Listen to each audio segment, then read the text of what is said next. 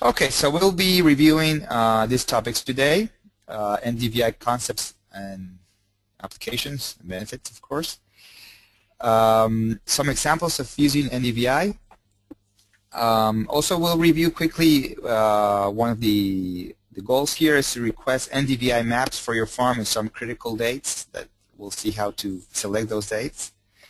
Then we'll invite Eric to give us an overview of unmanned aerial vehicles, some of the characteristics and sample applications, and which is becoming, we're watching this with a lot of interest. It's becoming more and more usable, more commercial, more applications. Not only agriculture, there's a lot of surveillance, security, civil engineering, and also agriculture, of course. Every now and then you see an article in the New York Times.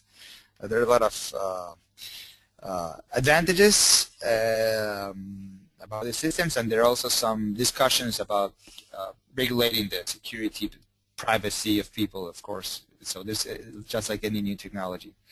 And then we'll see some of the satellite systems, some of the most established, some of the ones that we use, and we'll see characteristics and sample applications as well. So today, this is me again with this old picture. This is for the people that didn't join the first session. I'm a partner at GeoAgro, and I've been a GS consultant for a long time now. The last 15 years focusing on agriculture. I'll be coordinating this course. I'll be inviting different presenters. I'll be following up with you, and also Mike, who's helping me with this course, and Victoria. And today we have Eric Debatz, Master in Science. He's a partner at Aria Imaging, the UAV company. He's an expert in remote sensing applications, and he graduated from the Wageningen University in the Netherlands. And he will be presenting this topic using UAVs for agriculture. So without further delay, we'll go to I'll quickly review the concepts that we reviewed the first session, remembering the electromagnetic spectrum, which is basically a range of all possible frequencies of radiation. And we're going to concentrate in the visible or near visible area. So this goes from the gamma rays to the radio and TV with a shorter to the longer waves. So light is one form of electromagnetic energy. And we'll concentrate in this visible region, and as you remind, we have different objects will have different reflectance properties. So that's why we see objects differently. That's how the satellite can see it. So, so I'll just quickly go through these concepts. When we're talking about vegetation, we'll have going to the visible range. We'll have that chlorophyll captures the blue and red areas or wave bands. So that's why we see the green, high reflectance. And also it has a high reflectance in the near infrared area, which we do not see, but it's detectable. And that reflects the amount or volume of biomass. So this is what sensors will measure, the disappearance of red light and the abundance of reflected near infrared. So thinking of light in terms of wavebands, so here's a little bit more detail of what we saw. There's a typical, what we call spectral signature, or the shape of how light is reflected by plants, which is similar in different types of plants. But what we see in all of them, it's the green waveband. I mean, the plant leaves display low reflectance in the visible region than the red and the blue regions. So here we see low reflectance. We see higher reflectance in the green regions. So that shows photosynthetic activity. And also in the near infrared areas, we see higher reflectance values that reflects high biomass. So that's reflected. That's related with the physical characteristics of plants, the photosynthetic activity, and well, researchers have shown this relationship with how plants are formed, the pigment, the cell wall interfaces, why it reflects the near infrared. And soils, we have a different behavior, of course. We have the surface soils tend to be brighter, high reflectance in the near infrared, in the visible regions as well. So just a little bit of remembering these concepts. And this is what one of the indexes that we're going to work mostly. There are other indexes and there are other ways to capture that reflectance, and Eric will talk a little bit about that. It's the Ndvi Index, which compares the reflectance values of those two areas. The red area, which is absorbed by healthy plants, as you can see in this graph here. This red area is absorbed by healthy plants, is more reflected in unhealthy plants or plants that are in other that are not growing. And also we have higher reflectance in the near infrared. So with those two bands, we're going to calculate an index, the Ndvi Index, that will give us a value between 0 and 1. And 1, it's the highest. 0, it's of course lowest, but I mean closer to 1, it has healthier, more stronger patterns of growth. And basically the Ndvi is a tool that measures the biomass. We'll see that there are other things that we can measure through the wave bands, but we're going to concentrate on Ndvi for the moment. So that's very, very quickly a quick review of the Ndvi, and now we're going to go a little bit more into more detail and on more applications. So just let me know if you have any questions, comments so far, and we'll continue with the we'll do breaks or continue with the presentation. So why do we use this index? First, it provides a record of vegetation coverage and changes in different time periods. It has been proven that there's an important correlation with crop yields data at certain stages. Also, it's related with phenological vegetation patterns, so we can have a clear relationship between Ndvi values and the crop cycle. And also, it's an indirect measurement. We don't have to go to the field initially. We'll see that ground truthing is always recommendable, but it gives us an overall picture of the field with less time. It's cost effective. It's an objective measure, so you can compare year to year. So there are a number of advantages of using Ndvi, and we'll see a little bit more in detail. This is a figure that I copied from a paper, Spectral Response of Nitrogen Fertilization in Cotton. So you see here, this is different response curve. I mean, not response curve. These are different figures relating the Ndvi and days after seeding. So you see here how it relates the Ndvi with the crop cycle, with the different moments during that crop cycle.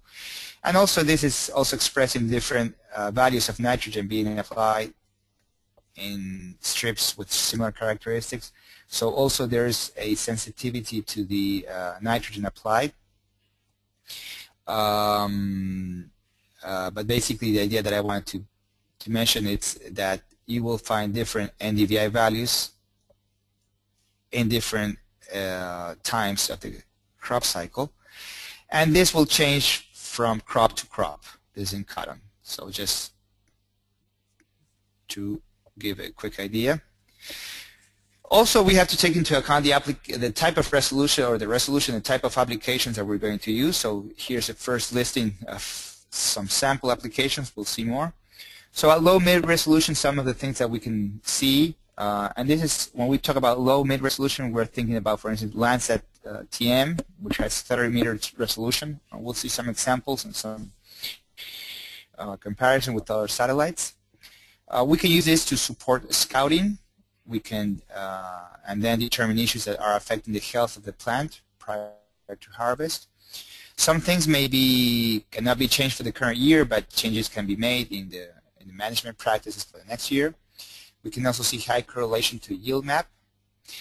As we get higher resolution, we're mentioning here aerial unmanned aerial vehicles at the 1 meter, 2 meters, even 5 meter resolution. We can evaluate nutrient deficiencies, and this can be supported with tissue tests, soil samples. Again, we're going to see how we're going to ground truth these images, or ground truthing, what we call it's comparing the values of the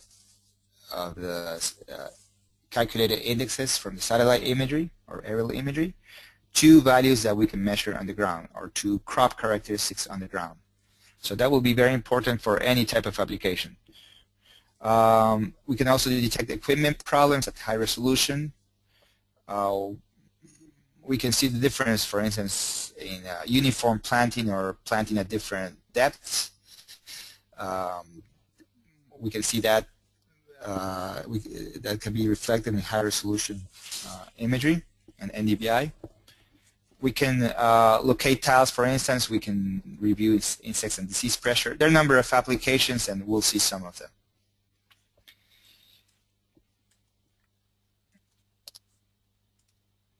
So these are just some examples of different solutions, meaning different applications, and we'll see more applications shortly.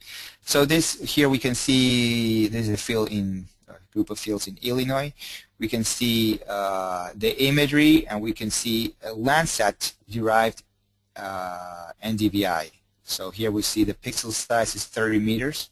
So it allows us to see problem areas. There was a pipe going through the field in this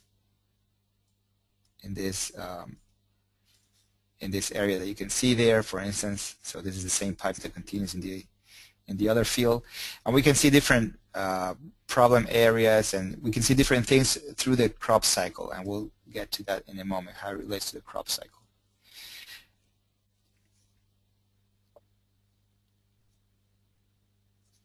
Okay, I'll continue with the resolution, and I'll go to a quick question. Then we have another example here. This is a 5-meter NDVI, or an NDVI derived from a 5-meter resolution imagery from RapidEye. We'll see those satellite systems later. And this is an NDVI derived from a 1-meter resolution image. This is courtesy from Aurea Imaging that will be showing the system in a moment. So either from UAVs, air vehicles, high-resolution satellites, or aerial imagery from planes, we can capture this resolution. So before we go to the next slide, there's one question, which is, since soil reflects differently than plant tissue, is NDVI effective on crops that aren't canopied?